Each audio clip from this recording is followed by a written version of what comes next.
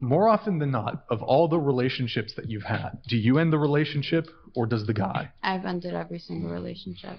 What about you? I've also ended every single relationship. How many relationships have you been in? 3. What about you? 3. What about you? Mostly me. How many relationships have you been in? 4, 5. What about you? I've ended them all, I think like 5. I've ended them all, and I've only been in 2. What about you? 5 or 6, and only once has somebody else ended the relationship. What about you? 75% me. 8 or 9 relationships. 4 relationships, and I've ended all of them. Ended all 3. Whoa. So hold on. A typical complaint I hear from women is, why are men so commitment phobic? Why are men scared of commitment? Why don't men want to get married? All of you, it's almost unanimous, have ended all of your relationships. Can I add Once something? you get commitment, you overwhelmingly Okay, end can I not? Men are commitment phobic. All our lives, we hear this anti-male propaganda repeated over and over until we are brainwashed by it. Men are children. Men can't grow up. Men can't commit. Men can't take responsibility. If men truly are the ones that are scared of commitment, why is it in 70% of cases of divorce, is it the woman who is initiating that breakup? You ask a modern woman about this data and she'll tell you it's still the man's fault. Obviously, he was so obnoxious that she couldn't be in a relationship with him. She had no choice but to get a divorce. The fact that 70% of divorces are initiated by women is just proof that women are smart. They're clever enough to know when it's time to call it quits on a relationship. If anything, this data just proves once again that to them it's all men's fault. But if that was true, if it really was men to blame, then answer me this question. Why is it that divorce rates amongst lesbian women are twice as high as they are for gay men? In the UK, as of 2013, lesbian couples were twice as likely to initiate actions to end legally recognized partnerships as compared to gay men. In 2016, married female couples were approximately 2.5 times more likely to divorce than male couples. This holds true in other countries as well, Norway and Sweden. A 2022 study of Norway using data up to 2018 found that divorce rates 20 years post-marriage were 5% lower for male-male marriages compared to male-female marriages, and were 29% higher for female-female marriages versus female-male marriages. Also in Denmark, the vast majority of gay marriages in Denmark are male-male. 14% of these end in divorce compared to 23% of female-female marriages. And the Netherlands, between 2004 and 2009, lesbian divorce rates were nearly double those of gay men. Interesting, isn't it? Like, if the feminist propaganda was true and men were to blame for all of these relationships, then when you have female-female relationships, it should just be a utopia, right? But it's not. Those relationships are breaking up at twice the rate of male-male relationships.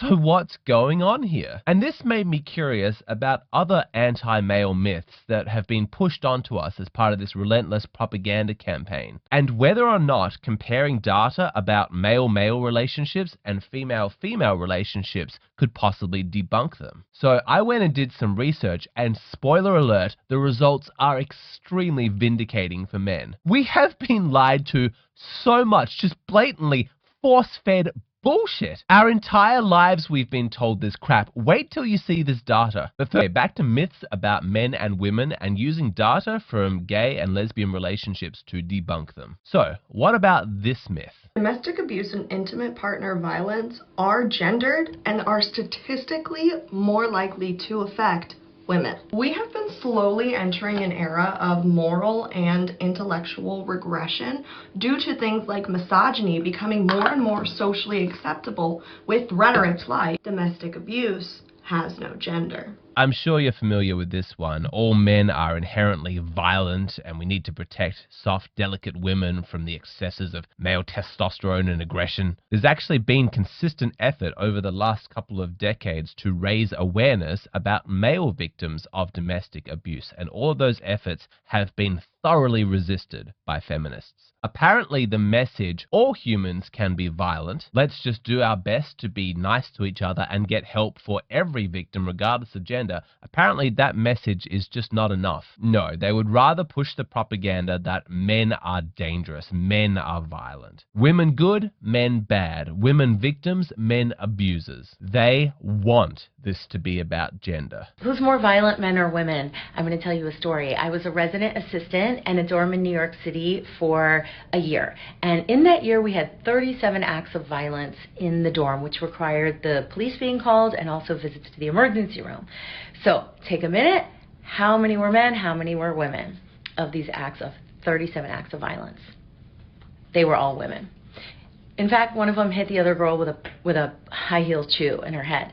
And what I think was happening is that little boys are taught to negotiate their anger, right? Men can de-escalate from conflict pretty easily because they grow up with that. They can also create the conflict, but they know how to de-escalate. Little girls aren't taught about that. We're taught that our anger is bad. Nobody wants an angry little girl. Don't be angry, little girl. And so we never really get to deal with our anger, and we never really know how to handle it when it comes. So we need to teach girls about their anger a lot better. I know that this is anecdotal, but I guarantee if you read the comment section of this video, you will read stories from men who are victims of violence from women. We don't talk about it. The reason why you don't hear about it is because there's this push to maintain women's image as these fair, noble, gentle creatures who would never do harm to anybody. And also, we don't care about men's pain. They're not likely to speak up like, hey, this is happening to me, because they're going to be ignored anyway. When violence against men does occur, we downplay its significance. But you can see anecdotally that there are numerous instances of women being violent. But in truth, we don't need to rely on personal stories. We have hard data. Again, let's compare gay male relationships to female lesbian relationships. Because if it's true that men are the violent ones and women are gentle and peaceful, well then when you remove men from romantic relationships, then it should just be all calm and peaceful, right? Well, let's have a look. Lifetime prevalence of intimate partner violence in lesbian, gay, and bisexual couples. 43.8% of lesbian women and 26% of homosexual men experienced intimate partner violence during their life. When episodes of severe violence were considered, prevalence was similar or higher for lesbian, gay, and bisexual adults. Lesbian women, 29.4%, homosexual men, 16.4%. That's in the United States, but the same is true in my country. The Australian Research Centre for Health and Sexuality conducted a national demographic and health and well-being survey of 5,476 LGBTIQ people and found significant levels of intimate partner violence. Around 28% of male-identifying respondents and 41% of female-identifying respondents reported having been in a relationship where the partner was abusive. There's no other way to interpret this data. Far from being a calm, peaceful utopia when men aren't around, when there's only women in relationships, violence increases. Isn't that strange? Isn't that curious? Doesn't that run counter to what we've always been told? Men are violent, men are Neanderthals, men only know how to solve their problems with their fists.